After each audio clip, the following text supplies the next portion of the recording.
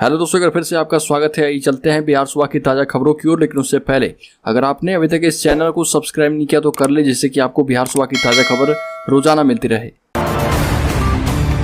पहली और बड़ी खबर, अग्निपथ के विरोध में 18 जून को बिहार बंद है। सेना में भर्ती के लिए मोदी सरकार की अग्निपथ योजना ने बिहार सहित पूरे देश में युवाओं को झकझोर दिया है।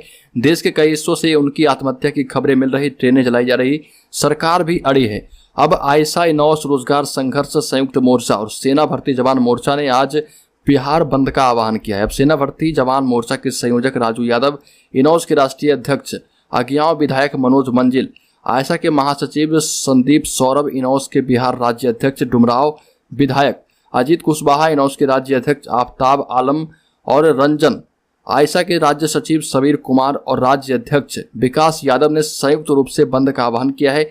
राजनीतिक सामाजिक संगठनों एवं बिहार की जनता से सेना व युवाओं के भविष्य को बचाने के लिए बिहार बंद को सक्रिय रूप से समर्थन देने की अपील भी की गई है। अगली खबर, बिहार में अग्निपथ का विरोध जारी है। तीसरे दिन और भी उग्र हो गया प्रदर्शन, पुलिस पर पथराव किया गया, 5 ट्रेनें फूंक दी गई। अग्निपथ योजना के विरोध में तीसरे दिन भी आधा बिहार जल रहा है। प्रदर्शनकारियों ने कई ट्रेनों को फूंका है। आपको बता दें कि बिहार में कई पुलिसकर्मी भी घायल हो गए हैं। औरंगाबाद में प्रदर्शनकारियों ने खड़ी बस में आग लगा दी। बेतिया रेलवे स्टेशन पर ट्रेनों में पथराव किया गया।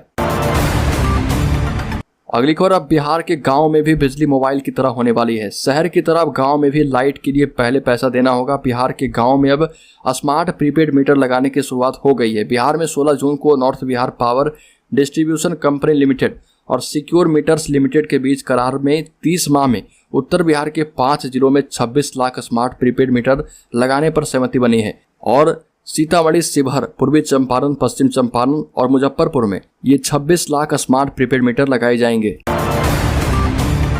अगली खबर, राजद के साथ सभी लेफ्ट पार्टियों का बिहार बंद को समर्थन दिया गया। अग्निपथ योजना के विरोध में आयशा इग्नौस रोजगार संघर्ष संयुक्त मोर्चा और सेना भर्ती जवान मोर्चा ने 18 जून को बिहार बंद का आह्वान किया। इससे राजद ने भी अपना समर्थन दे दिया है। राजद कार्यालय में राजद के प्रदेश अध्यक्ष जगदानंद सिंह के साथ माले के राज्य सचिव कुणाल केडी यादव, अभ्युदय, सीपीआई-एम के अरुण मिश्रा, सीपीआई नेता इंद्रभूषण, राजद के महासचिव आलोक मेहता, प्रवक्ता शक्ति यादव आदि मौजूद रहे। राजद के समर्थन के बाद बंद का स्वरूप और भी ज्यादा व्यापक हो जाएगा। अगली खबर, अग्निपथ पर बिहार सरकार पर भड़क गई बीजेपी। केंद्र की अग्निपथ योजना का बिहार सहित देश भर में हिंसक विरोध हो रहा। राज्य में 3 दिनों से जारी विरोध पर अब बीजेपी अकेले पड़ती दिख रही। विपक्ष के साथ साथ सहयोगी जेडीयू और हम ने भी इस पर पुनर्विचार करने की अपील कर दी है। वहीं अपने विधायकों पर और दफ्तरों पर हुए हमले से भाजपा तिलमिला गई है। उसने राज्य सरकार पर ठीक से काम नहीं करने का आरोप लगाया। बीजेपी प्रदेश अध्यक्ष डॉक्टर संजय जायसवाल ने कहा कि मेरे घर को उड़ाने की साजिश थी और यह सारी बातें स्थानीय प्रशासन की नजर में थी। जिस तरह की कार्रवाई होनी चाहिए थी उस तरह की कार्रवाई नहीं की गई। अगली खबर, नवादा में अग्निपथ स्कीम के विरोध के दौरान नवादा जिले के रजौली थाने को उड़ाने की साजिश रची गई। एक व्हाट्सएप ग्रुप में इससे संबंधित चैटिंग हुई है जो सोशल मीडिया पर वायरल है। थाने को बम से उड़ाने, प्रदर्शन में लाठी डंडे के साथ ही पिस्तौल और AK-47 लाने की चर्चा ग्रुप में की गई। इसको लेकर पुलिस हाई अलर्ट पर है। अनुमंडल क्षेत्र के सभी थानों की पुलिस रजौली में गश्त कर रही। रजौली SDM आदित्य कुमार, पीयूष SDPO संजय कुमार पांडे समेत कई अधिकारी कमान संभाले हैं। लगभग 2 दर्जन युवाओं को हिरासत में लिया गया है। ग्रुप के एडमिन एवं चैटिंग करने वालों को खोजा जा रहा। पुलिस पूरी तरह अलर्ट है। जगह जगह पर पुलिस की तैनाती है। नवादा से जिला शिक्षा अधिकारी उदिता सिंह, पुलिस कप्तान गौरव मंगला के द्वारा सभी लोगों से अपील किया गया है कि सभी लोग शांति बनाए रखें।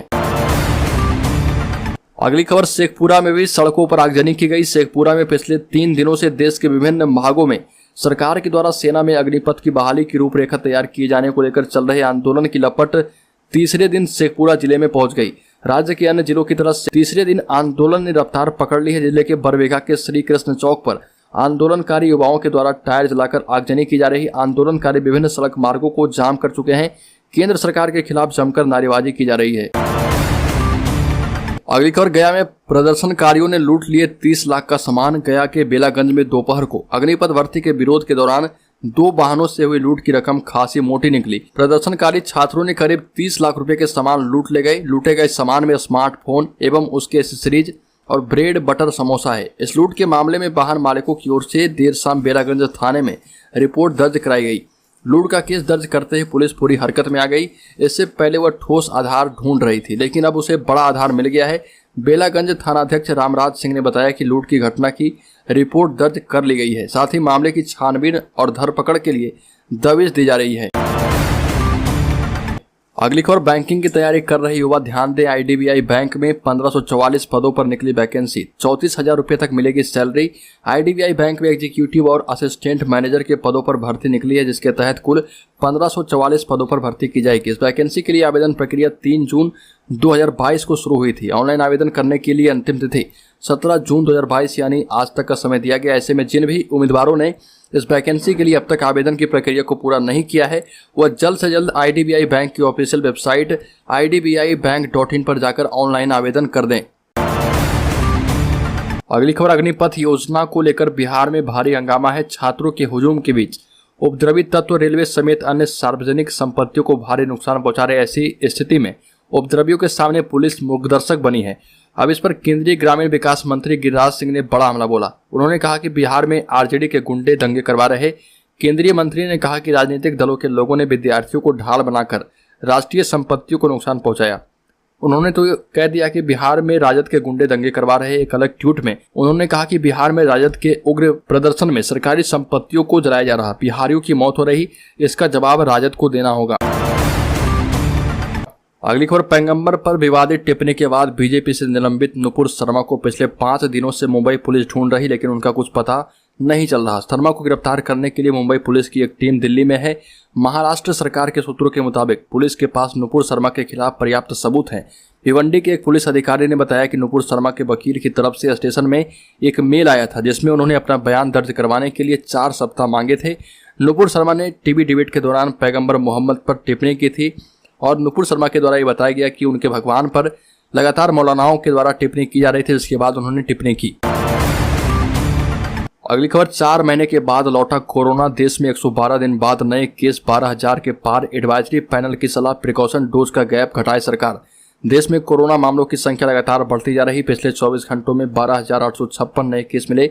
112 दिन के बाद 12,000 से ज्यादा नए केस मिले हैं। इससे पहले 24 फरवरी को 13,166 नए मामले सामने आए थे। आपको बता दें कि एक्टिव केस बढ़कर 61,706 हो गई है। इससे एक दिन पहले 12,213 नए मामले आए थे। मामले बढ़ने के बाद गवर्नमेंट एडवाइजरी पैनल NTAGI ने कोरोना वैक्सीन के प्रिकॉशन डोज का गैप घटाकर 6 महीने करने की सिफारिश की है। फिलहाल यह गैप 6 महीने का है। यह सिफारिश NTAG की स्टैंडिंग टेक्निकल सब कमेटी की ओर से की गई है। अगली खबर, खाने का तेल बेचने वाले ब्रांड धारा अपने सरसों और रिफाइंड ऑयल की कीमत 15 रुपये सस्ता करने वाले हैं। यह मदद डेयरी की कंपनी है जिसने सरसों, सोयाबीन और सनफ्लावर तेल के दाम घटाने का ऐलान किया है। इसके पहले कल ही ब्रांडेड एडिबल ऑयल मैन्युफैक्चरर्स ने पाम, सूरजमुखी और सोयाबीन तेल की कीमतों में 20 रुपये प्रति लीटर तक की कमी की थी। अंतर्राष्ट्रीय कीमतों में आई नरमी के बाद ये कटौती की गई है। इस गिरावट से ग्राहकों को महंगाई से कुछ राहत मिली है।